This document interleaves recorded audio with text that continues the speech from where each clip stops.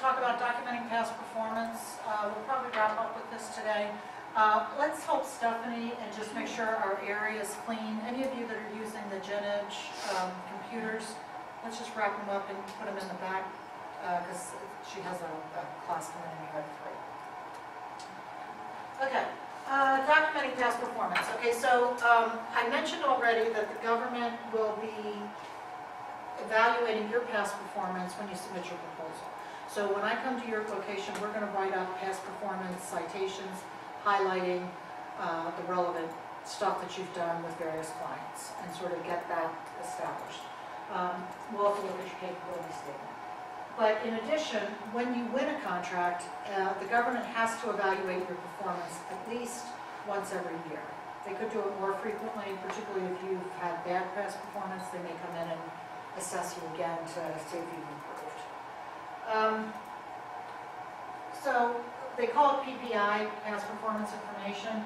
It's relevant information for future source solicitation purposes. So the reason why they document how you're doing on this current contract is because they're trying to warn any future government contracting officers to either use you or don't use you because of your past performance. So it's just like a lot of large companies, like you heard Raytheon come in, they keep a database for vendors, and they mark in there, did you perform well? And if you maybe get a 5-star rating, if you do, then they're going to be more likely to use you than if you only have a 1-star.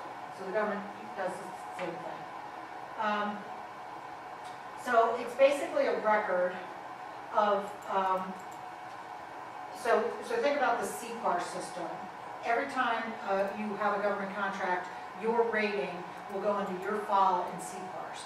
You can only see your file, you can only see your past performance records. You can't see any of your competitors, but the government can see everybody's. So basically is checking to see if you have conformed to contractual requirements and that you have good standards of workmanship, that you, what your record is in terms of forecasting and controlling costs. So, if you're constantly over budget, if you're over budget one time, it may not be a big deal, but if you're constantly over budget, it's going to come back to haunt you. How closely do you adhere to contract schedules, including administrative type requirements? So you have all your contractual requirements, but do you also submit your Department of Labor reports on time? Do you submit your financial statements on time? Those kind of things.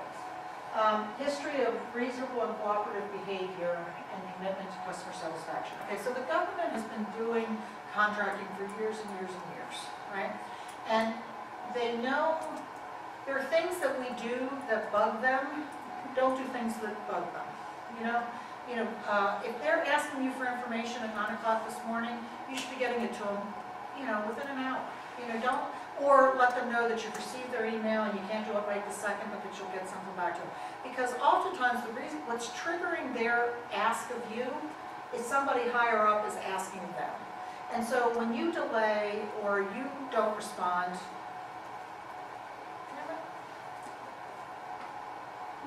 I'm guilty of that. Give me just 1 second. How do I teach? Violate the exact same thing I'm talking about. Okay, I'll do this. Preachers get paid to do it, so don't worry about it. So they want to make sure that you adhere to contract schedules, that you have reasonable cooperative behavior. That's what I'm talking about in terms of getting back to them. And then business-like concern for the government's interest. So when you're a government contractor, you need to be acting like the government. You shouldn't be spending $100 for pens for your people. You should be thinking just like they're thinking in terms of what's the most efficient way to get the job done, and not try to gouge the government or anything like that. So it's important for them to document past performance information because they're required to do it, and it's necessary for future solicitations. When I was with DDS working for Social Security Administration, and they had 8 different systems they were implementing at one time. And each system had like a functional requirements phase and a design, a development, an implementation, a maintenance kind of phase. And each one of those phases for each one of the 8 systems was a separate procurement. So they had all these different vendors doing it. And there were times where they were hiring companies that they had just debarred on or had just suspended on another contract. So they didn't even know within themselves what was happening with these customers. That's why they need this past performance information, because they're making the same mistake over and over again, hiring these non-effective, non-compliant vendors because they didn't have a system in place to be able to see the past performance of these vendors. So that's why it's important that they do this. The contractor performance evaluation report gives source selection and historical data about your performance. So keep this in mind. How you perform on this contract is going to affect your ability to get others. And it should be tailored to the breadth, content, and complexity of the contractual requirements. So basically what they're looking at is if you provide widgets, then they should be looking at other contract past performance where you provide widgets, not where you provide training classes. Because even though they can find out some things about that, they really should pick past performance that's within the same content area that you're doing the work for them.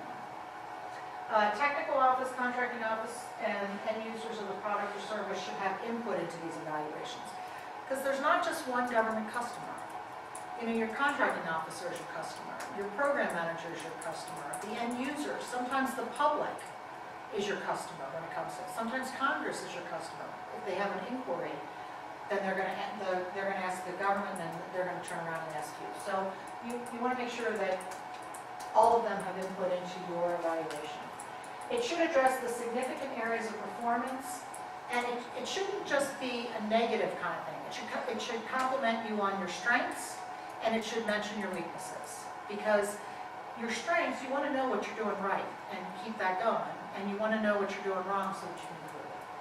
And you need to provide, they need to provide this information to you so that you can take it to heart. Some contracting officers forget, they get so overwhelmed and busy with life, they forget to give it to you. Ask for it, because you have every right to receive it, and it's important that you receive it, because if there's erroneous information in there, you want to be able to fix it. Which brings us to the contractor response to past performance information. You have 30 days from the time you receive the report to make any, submit any comments, rebut statements, or add any additional information to the report. Now, what the government is supposed to do is any disagreement between the government and contractor are considered by officials at a level above the CO. So basically, here's the CO, and this person has contacted everybody that they should to gather past performance information. They have now sent it over to you. You have a chance to rebut, add statements, add information, defend yourself, and then those two documents get bumped up to a person above the CO to look at both sides and see how the report should be amended. Copies of the evaluation, the contractor response, and the review comments are retained as part of the evaluation for 3 years.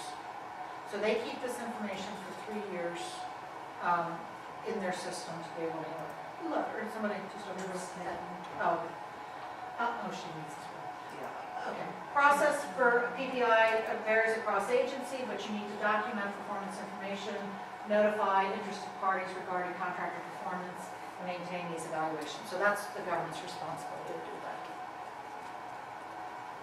Here's how you document it. You determine whether a formal evaluation is done, particularly on contract work that's over, and it's over the simplified acquisition. You usually state which government agency should be involved in the evaluation, what information should be included, and the format for documenting evaluation. We're going to be out of here in 2 minutes.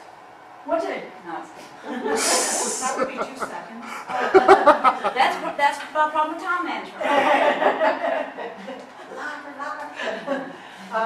Rate past performance. So they're going to be looking at the quality of your work, any kind of cost control measures you have in place, the timeliness, any sort of business relations that you have with the customer going back and forth. And then these are the kinds of questions you should be thinking about. That they think about when they're talking to you. How cooperative were you in working with the government to solve problems? Did you recommend effective solutions? Or did you just throw your hands up and say, you're not mine? Were they responsive to administrative issues like invoicing, acceptance, all those kind of things? Did the contractor frequently submit unnecessary contract proposals? Did they always try to gouge us with more and more proposals to get more and more work out of us? Or were they unsatisfactory, marginal, satisfactory, very good, or exceptional? Okay, I'm trying to be sensitive to her. So they send us the notification, they notify us, the Corps should, the past performance information shouldn't be a surprise element. They should have been documenting all along if they've had problems with your performance. That's the method there. And then if problems continue, they do have the opportunity to suspend you or to debar you from government business. And they maintain these evaluations for 3 years. Done. No, I was just looking for a doorstop. My doorstop. Still done.